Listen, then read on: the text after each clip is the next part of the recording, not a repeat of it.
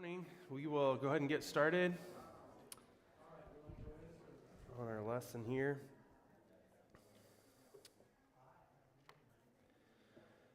So we are about halfway through the negative or sinful emotions that we've been covering in this series.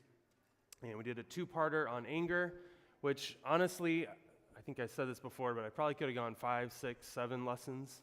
There's so much to unpack on that, but wanted to keep it moving so that we can finish this series at some point, hopefully early in the new year. There's somewhat of a logical flow between the last two lessons on anger and what we're going to talk about this morning, partly because in the book that I'm using as a guide, Borgman has it in this order, chapter 10 and 11, but also because there's a connection between the idea of anger and it controlling our hearts, controlling our emotions, overriding at times other thoughts or other desires or things that are there, and the idea of unforgiveness and bitterness. And so if anger is the explosion, the powder keg, the burst of expression or emotion in that way, it's like unforgiveness and then eventually bitterness is sort of like maybe a destructive acid. Right? So it's not noticeable right away. Maybe you don't even see it or notice, but the longer it sits and the longer it stews and foments, the more destruction that can come. And so as we allow a variety of things to control us, such as anger or wrong thinking, wrong theology, frustration, it can lead to unforgiveness and bitterness in this way. And so I'd like to look at the idea of forgiveness and unforgiveness this morning. And it's one of those topics, probably similar to anger and others, that if you were to speak on it, 30 times in a year, it would be difficult and tough about 30 times to hear it for you all and for me to say it, because forgiving when we have been offended, when we've been wronged and hurt, it's a difficult state to be in, a state of forgiveness of others. And yet, by God's grace, it is something that we can grow in and that we can mature in our hearts. So the opening question that I want to get to is regarding unforgiveness and bitterness is this: is forgiveness an emotion or an action? Is it an emotion or an action? And this is your time to chime in. Okay, all right, both. Good. That's the good, safe answer, right? All the above. That's the D or E answer that you hope the teacher will put there, right? And I would say yes, I think it is both. But sometimes, and it depends on your background, your perspective, the teaching you've had in church or with your family, sometimes one or the other can be emphasized so much that it almost diminishes the other. And so sometimes it's presented as an action. You just have to say the words, okay? You might be gritting your teeth, or you might be, sending that text message in all caps with tons of emojis on it, right? But you're doing the action, and so that's what matters. That's the important thing. Just say it, just do it, just put it out there. The other extreme, I would say, in that sense, more on the emotional side, or it's just or mostly in the heart, is some people can be led to feel like, well, I can never forgive, I can never do an action or move towards forgiving somebody because I'm not fully there yet in my heart. Okay, have you heard that in talking to children or adults? Or maybe you've been there yourself, where you're like, I don't know if I can say those words yet, or I don't know if I can act in that way towards that person because there's still hurt there, there's still a jaded view towards that person, etc. And so we can think, I need to have if you think of it like a meter, I need to have my emotional meter towards that person, like kindness and love and warm and fuzzies. That needs to be all the way filled up until I can say the words or I can do the action that's required in forgiveness. And so I think a better perspective, a biblical perspective, which we're going to look at this morning, is to see that true biblical forgiveness, it involves action, it involves words, it involves actual bodily action at times, but it's never just an act. So it's never just about, the 3-year-old. Just say the words, Johnny. I forgive you, or I'm sorry, or I did wrong. It's never just about the action or the words. It does involve the heart. On the flip side, if we wait for the warm and fuzzies to fill up towards the person, we're probably never going to say or do the right thing as far as moving towards them. And so a balance is needed that is there. And I want to just highlight why this is such an important thing. And I think, with anger and other emotions like this, I think we recognize the problem, but sometimes we downplay it. We push it aside as, it's something that's hard for everybody to do, and so we kind of give ourselves a break. But I want to look at one passage I have up on the screen here from Hebrews chapter 12. And notice how the author gives such a stern warning on this. He says, "See to it," or look out, watch out for, "that no one fails to obtain the grace of God, that no root of bitterness springs up and causes trouble, and by it many become defiled."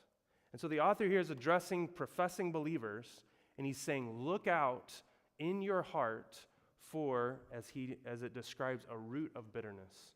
So again, like that acid that seeps down deep and it just stews and it foments. He says, look out for it because many have become defiled.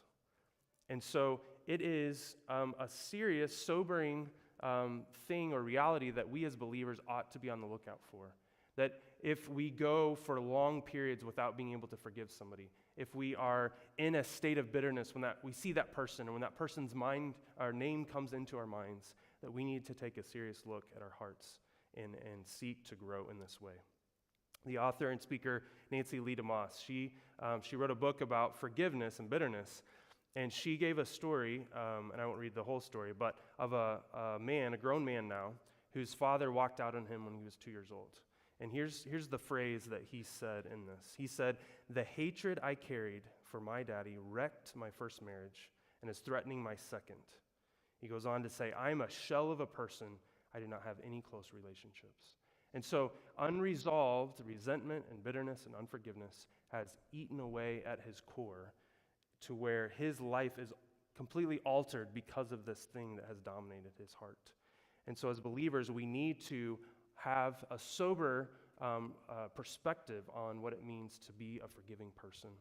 And that leads to the last one in the setup here, is that we need to have an honest self-evaluation. We looked at this with pride, with anger, that we need to have a reflection, or we need to have a mirror in front of us at times. And I think the same is true here. The author of the book, Borgman, he says this: we all want to think of ourselves as forgiving people, right? I mean, who doesn't want to think of themselves that way? But he says we need to ask the hard question: is there any bitterness in my life towards another person? If there is, he says, bitterness is the fruit and unforgiveness is the root. So bitterness is the perspective of the heart that has been controlled by this, and down at the root is an unwillingness to forgive that person in a way that is right and that is biblical.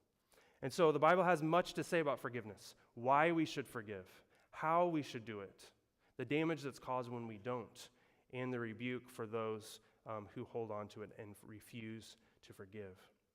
And often the problem is that we're not actually doing a biblical self-evaluation. We're not using the Word of God to show what is really in our hearts. And so we tend to justify it or excuse it. Things like, you don't know what they did to me. Or, it's a lot more complicated than you realize. Or, no one would blame me for not forgiving him because of his hurtful words. Or something like, well, God might forgive her, but that doesn't mean I have to, right? That sounds really good. God's going to forgive her, so why do I need to, right? But again, it's an effort to excuse or to justify in that way.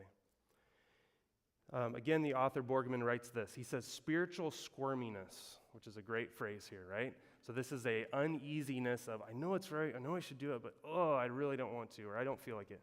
Spiritual squirminess usually causes us to be poor theologians and makes us exegetical contortionists, okay? Here's what he's saying. There's a verse and a passage, Matthew 18, we're going to look at in just a minute. In fact, why don't you go ahead and turn there?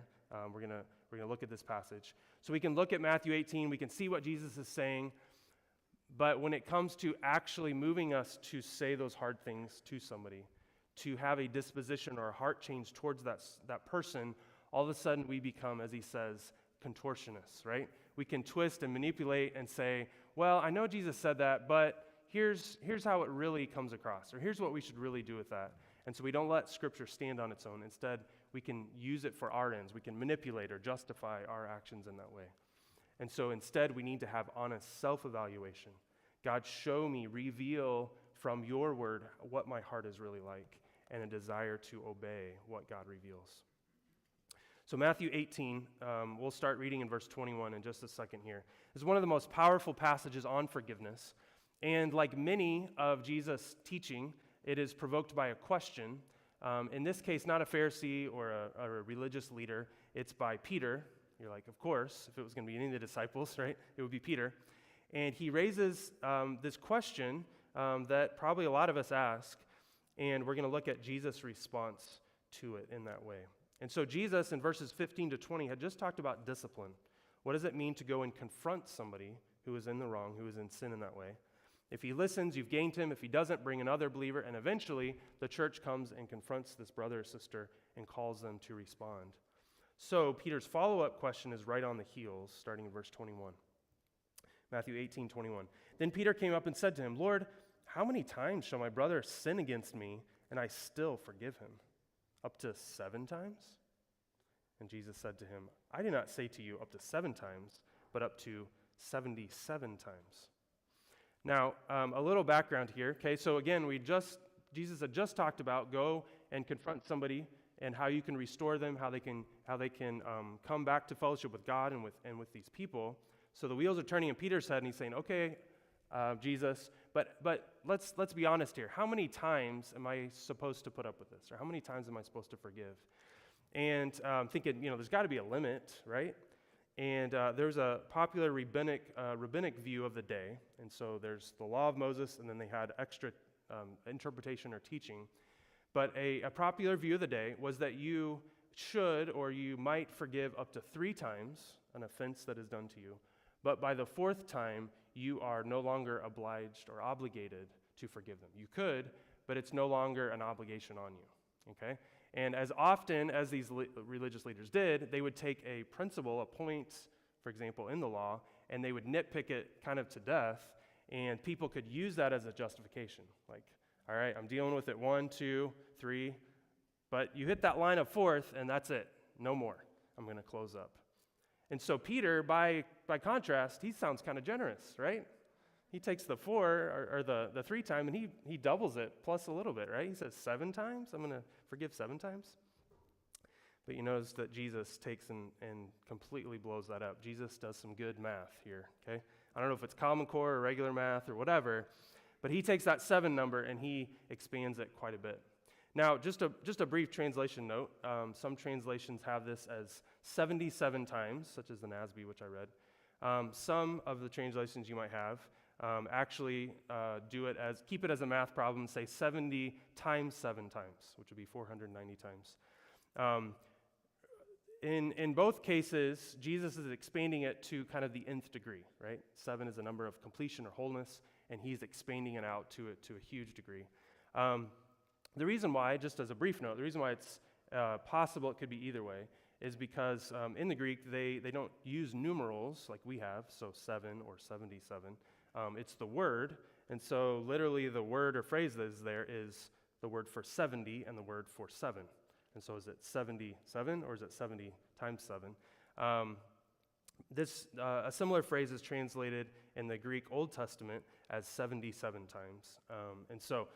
But regardless, Jesus picks a huge number to blow up Peter's argument that if somebody does it up to this amount, I should forgive. And Jesus' point, what we'll see in the story, is that he illustrates that a heart of forgiveness doesn't keep score, but is always ready to forgive.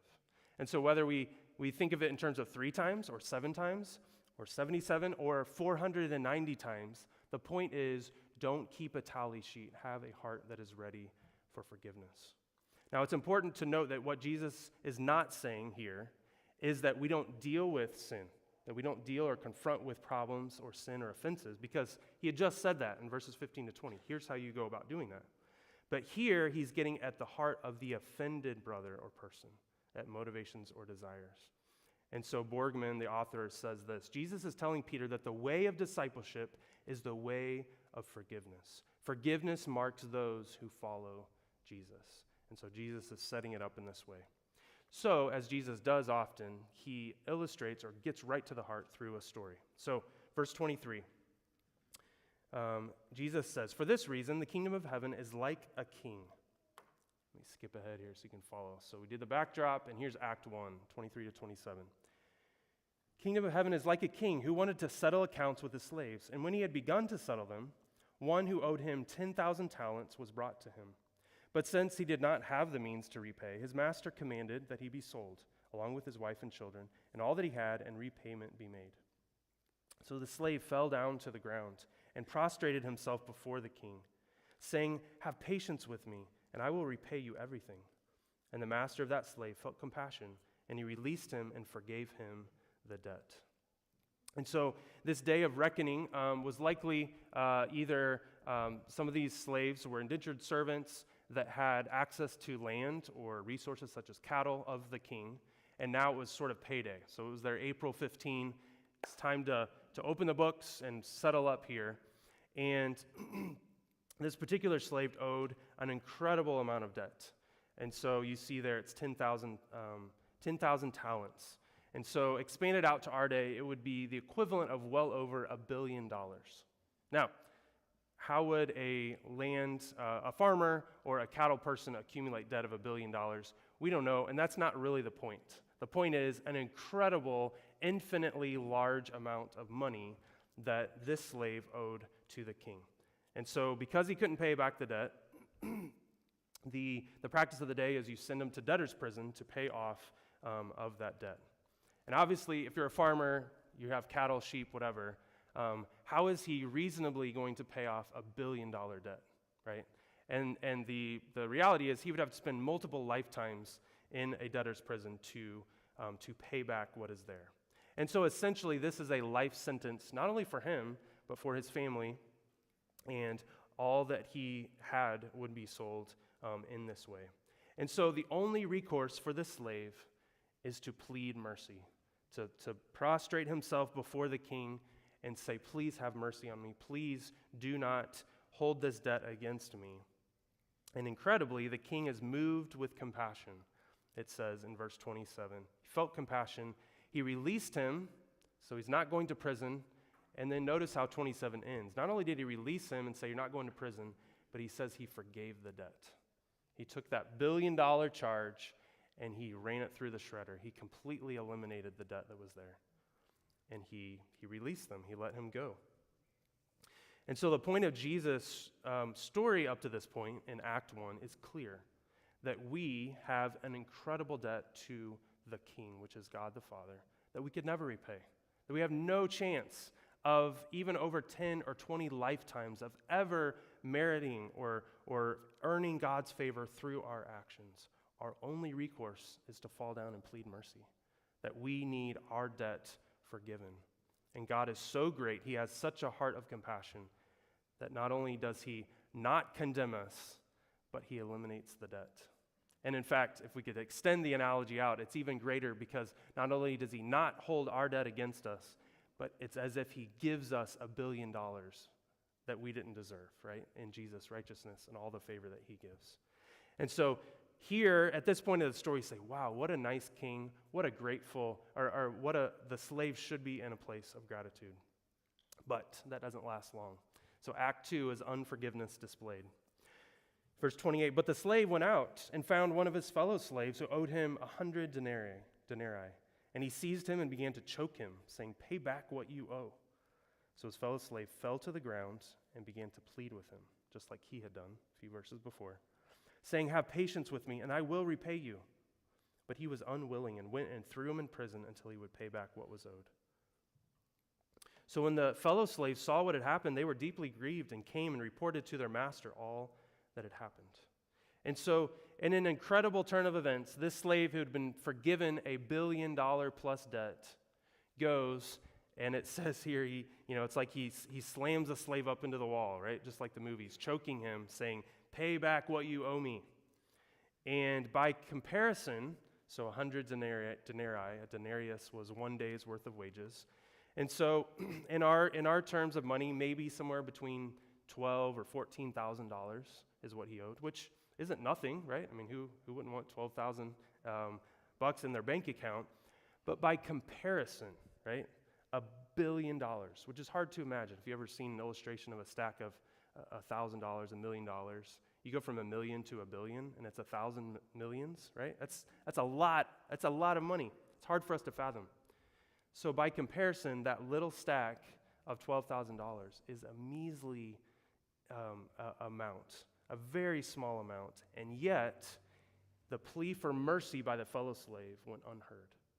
It was as if he was so controlled, so focused on getting that money that he felt like he deserved, that he was willing to send this fellow peer, this fellow slave, off to debtor's prison to get what he deserved. And if you were Peter and you were the disciples around, you would be repulsed by this slave. You would think, how dare somebody do this, right? That he has been shown such mercy and such forgiveness, and yet he would respond in this way. And that's kind of the point. As Borgman notes, Jesus is setting up the audience for a Nathan the prophet moment as he confronted David. Like Jesus' disciples, we are led to shake our heads in dismay and say, what an idiot. How could you be so cold-hearted, so cruel, so unmerciful when you had been forgiven? So the word comes to the king, and we see the final act, starting in verse 32. Then summoning him, his master said to him, "You wicked slave," or evil slave, "I forgave you all that debt because you pleaded with me. Should you not also have had mercy on your fellow slave, in the same way that I had mercy on you?" And his master, moved with anger, handed him over to the torturers until he would repay all that was owed him, which we said isn't going to happen, right? It's a death sentence in prison. "My heavenly Father," Jesus says, "will also do the same to you if each of you does not forgive his brother from your heart."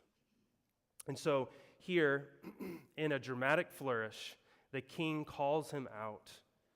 The word that he uses there, wicked or evil, is used to describe darkness and sin and everything that is opposite of God and his character. And he says, you couldn't show mercy to someone else who asked of it. You had forgotten the mercy that I showed. And so the king, again picturing God, is moved to righteous wrath. This would be another verse to describe God's righteous anger here. He says, in his wrath or in his anger, he sends him to judgment in this way. And so, as Borgman notes here, that by demanding justice of the other slave, the servant cuts himself off from mercy. See, he doesn't want justice acted on himself, on his account, when he owes this incredible debt he could never pay. But the moment he's out from the gavel of justice, the head is now not threatened by the guillotine of justice, all of a sudden now he is on a mission to find other people who need justice, right? We love justice when it's being meted out on somebody else, right? We love when that guy flies by you into the turn lane out here in Navajo when they're not supposed to, and there's a squad car just waiting for them at the intersection. You see the lights, see the signs, like, yeah, that's right, buddy. You deserve that, right? He needs justice. But the moment we're out on 18 going 12, 15 miles over and we get pulled over, all of a sudden we plead mercy then, right? We don't want justice meted out on us when it's our head on the chopping block in that way. And so Jesus here, just like Nathan said to David the prophet, that you are the man in his illustration of the sheep, Jesus says here, so it is with you. The same to you if you do not forgive your brother from the heart. And so 2 takeaways from Jesus' story here about forgiveness. And the first is that God judges on forgiveness. A story like this, we can often minimize or downplay what Jesus said in the warning. Like, there's eternal security, and we have peace, and we have tranquility with God, and that is true, right? That a believer is secure in Christ, and we know that we can stand secure in him if we are God's children. But by downplaying the warning that is given, sometimes we can water down what Jesus is actually saying. And Jesus is saying that this kind of heart which is not willing to forgive, is not willing to open up to mercy when we have been shown mercy through Christ, is revealing or showing a heart that is like an unbeliever. This is a heart that is like someone who doesn't know God, who rejects God in the salvation that is given. And so the question that we need to ask when our hearts are dominated by this unforgiveness is, am I showing or revealing a heart that is like that of an unbeliever, of somebody who does not know Christ, that is not found in Christ? And I think further, to add a little more teeth to it, if someone can go through year after year, decade after decade, with having a heart that is controlled by bitterness, that is controlled by resentment and anger towards other people, and will not open up to mercy and forgiveness, that person needs to do some soul searching. They claim to be a believer, they claim to know Christ, but they fail to open up and ever forgive or ever let go or ever give way to mercy. Then there ought to be question marks about, are they truly a believer? Have they actually received God's forgiveness in this way? The second takeaway from this is that forgiveness comes from the heart. In the phrase, you notice, verse 35, that Jesus says, the same would be true to you if you do not forgive your brother from, what does it say in the text? From your heart. So remember, we talked about the opening. Is it action? Is it words and action? Is it purely emotion to where you feel the warm and fuzzy and then you can forgive?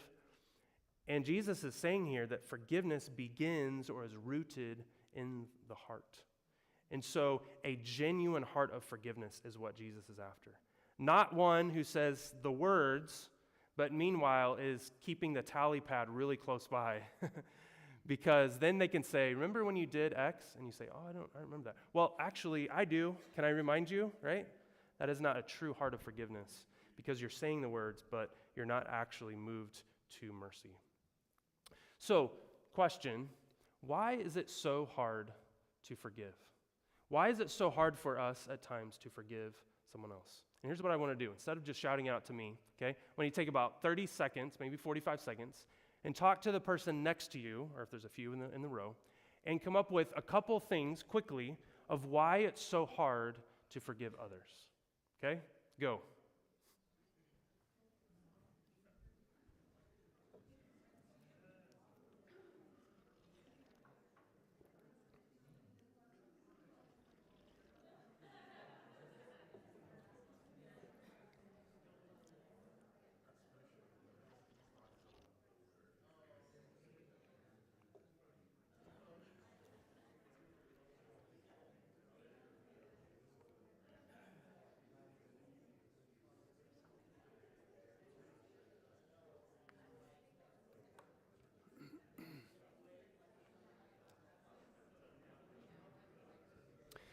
All right, come back together, class.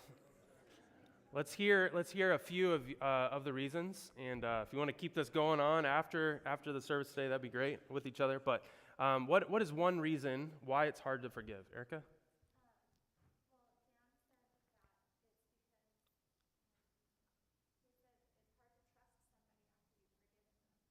Okay.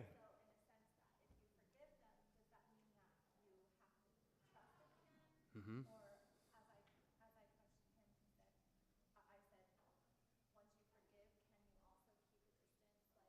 Mm-hmm. Okay, yeah. So maybe more the matter of, even if you're wanting to move to forgiveness, like what does that entail, right? And what is involved? Yeah, and we'll hopefully get to that. If not this morning, maybe next week. Good. So more like what is forgiveness? What does it entail in that way? Okay, we'll get Marie and then Joel. Marie.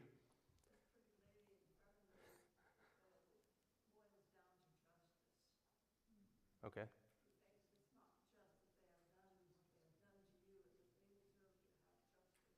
Okay, all right, good. So in that one, it is, okay, if you know what is right and the right thing to do, we ought to move to forgive. What consequences, or what is the justice part of what is done? Okay, yeah, which is maybe similar a little bit to the trust, but yeah, what is the consequence, or what is actually done in that way?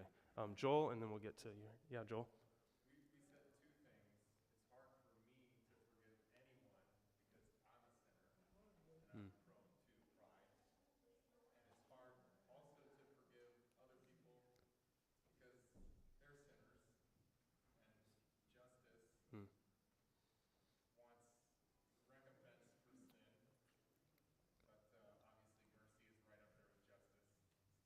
Yeah, good. So not only, I come into the situation as a sinner, that person does as well.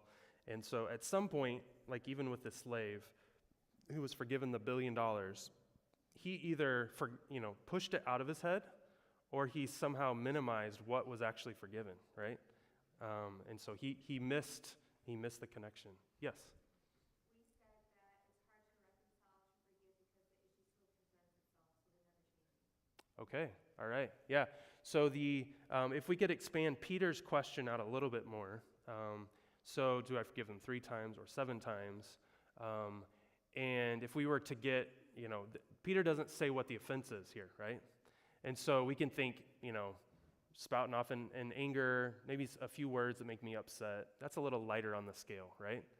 But I think we could quickly come up with some bigger, weightier, heavier things, offenses that we talk about justice or trust and all those things. And the hard part is when it seems like there's a pattern or it's just repeated or it's a flippant attitude on the person who has offended, right? And at times we can say or we can hold out, I will forgive you, but once I feel like you're really sorry, right? Or once I feel like you really mean this, or the conditions that are there. And we're going to get into a little bit what that means or what full forgiveness means. But yeah, so maybe the repetition of the offense or the weight of the offense makes it hard to do that. Yeah, good. Any others that were brought up that we haven't touched on? Okay, yeah, Erica.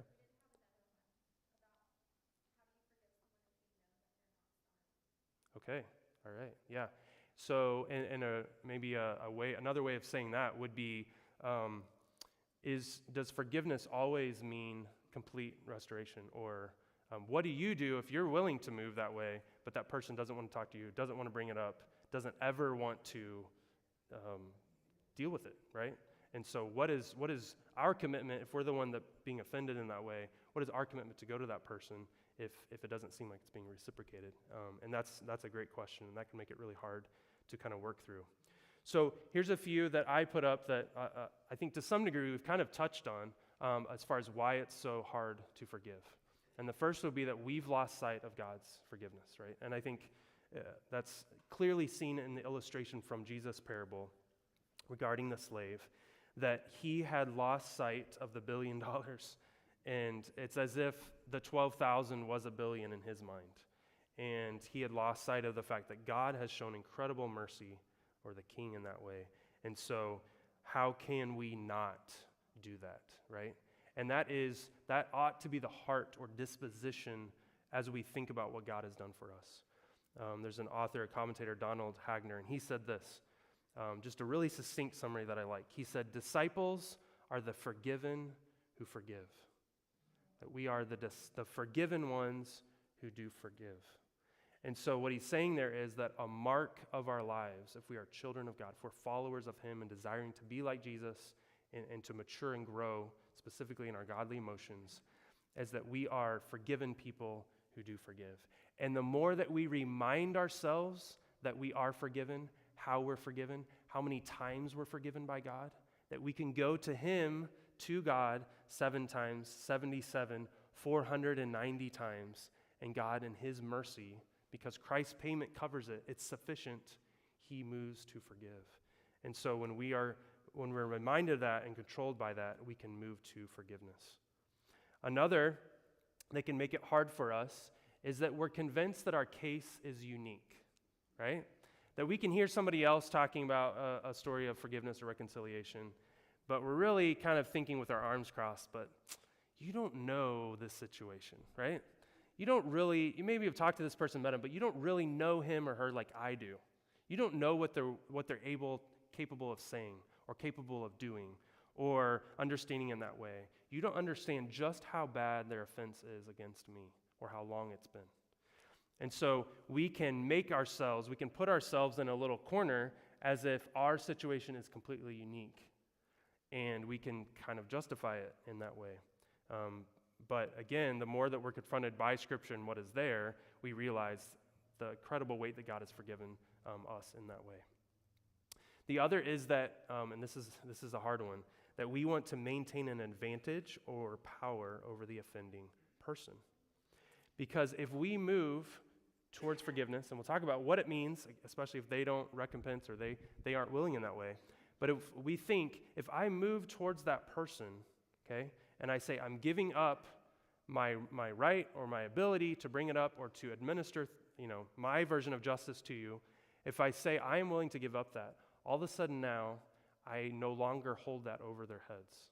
And so I no longer, I put down that hammer or that sword over them as a threat or as a power move against them.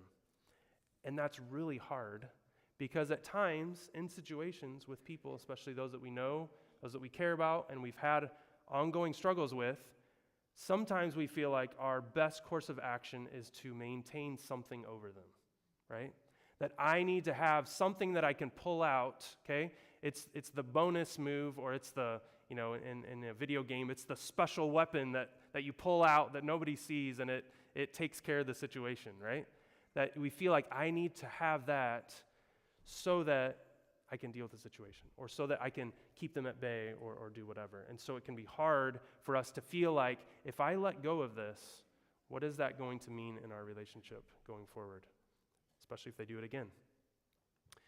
And then the last one, which I think, all of these are realities at times. I think this one's probably maybe the strongest one. And that is, even if there's an understanding that I need to forgive, God has forgiven me, I want to forgive them, I want to do this, I see the reason and the need to do it, there is such an emotional barrier of pain, of hurt, of struggle because of their offenses against us, that it's hard for us to get to the point where we can actually say the words, or to get to the point where we can actually pray for that person.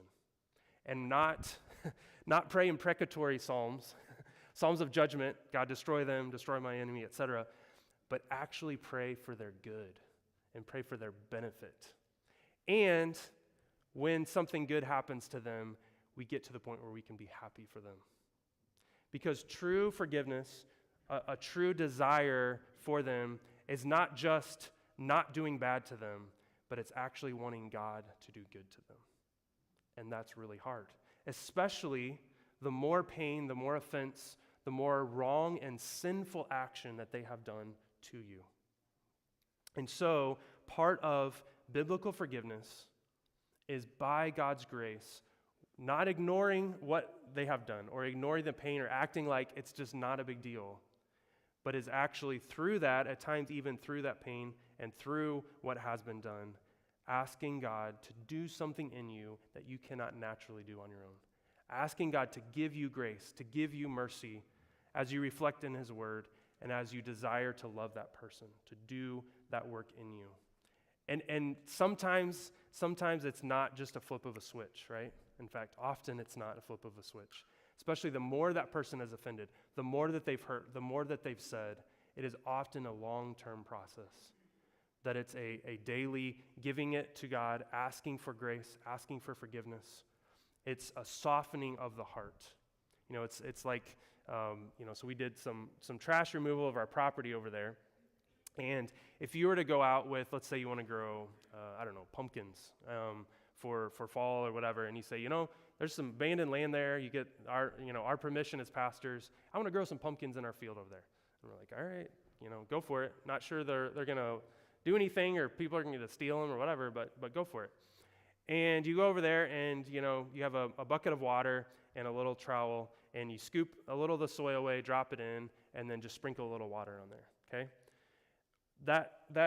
It's not going to go well, okay, let me tell you, because that ground has been just plain old dirt and sand, and there's all kinds of weeds and junk in there, and there's no preparation that's happened.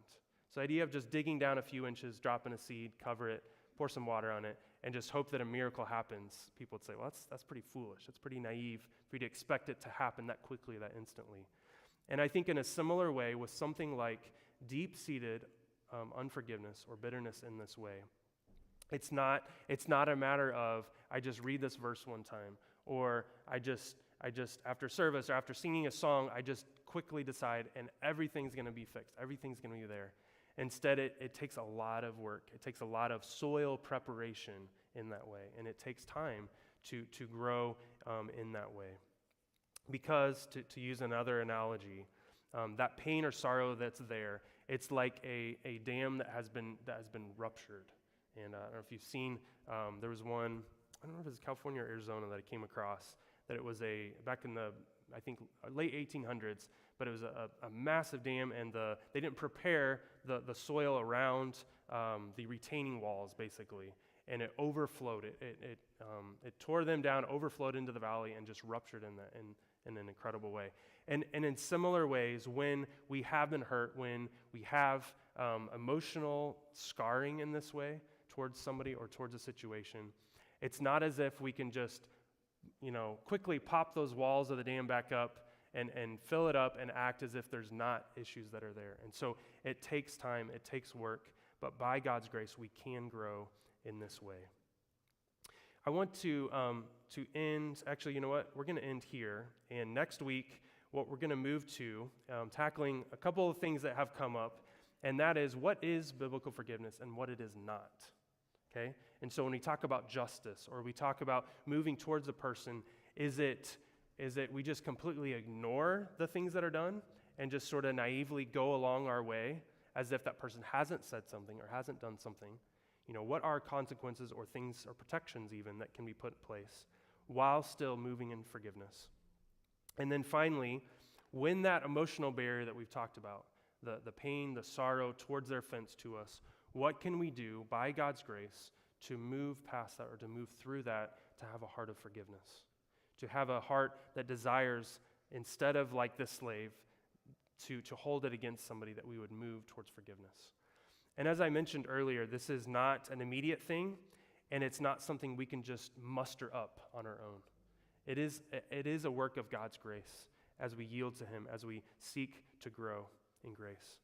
And I would add just a final note in closing, is that if you have experienced this, or maybe you're in a position right now, names are coming to mind that you either should move towards in forgiveness, or you want someone to forgive you in that way, is that you're not alone and you're not unique. You're not the first person who's ever struggled with bitterness or with a heart of unforgiveness.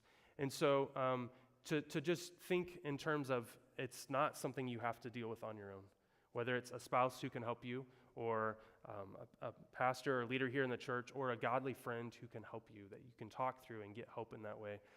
Because, again, the more we think our situation's unique and we put ourselves in this corner and we feel like we have to do it all on our own and we have to work through it, we miss one of God's graces, which is through other believers. And so I would encourage you today, if there is somebody that you need to talk to or deal with, and you're not sure what to do with it, or you're not sure you're quite ready to say or to act in that way, is to pray and ask God for help, but also open up to somebody that you trust, somebody you respect and know, and ask them, say, I know I need to do this. I know I need to resolve this out here, but I'm really struggling. Would you mind just praying with me and encouraging me in that? And so that's a means of God's grace that God can help us in that. Let's pray.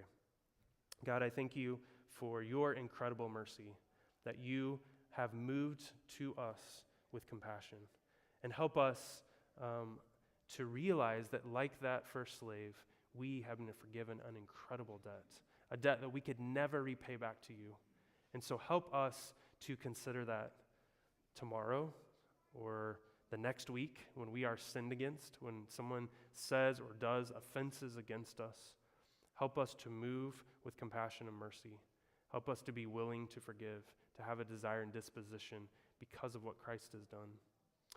And I pray that if there's somebody here this morning that is really struggling with this, that there's one or two people that just pop right into mind that they need to move to forgiveness, that you would give them the grace to do that, that you would help them as they reflect on the gospel and reflect on your forgiveness, a heart to forgive, that they would reach out for encouragement or help from somebody to work through this, and that they would not let this root of bitterness continue to take hold in their hearts. And so we ask for your grace to do this, God. Please be honored through our singing, through our time in the Word, to come together. In Jesus' name, amen.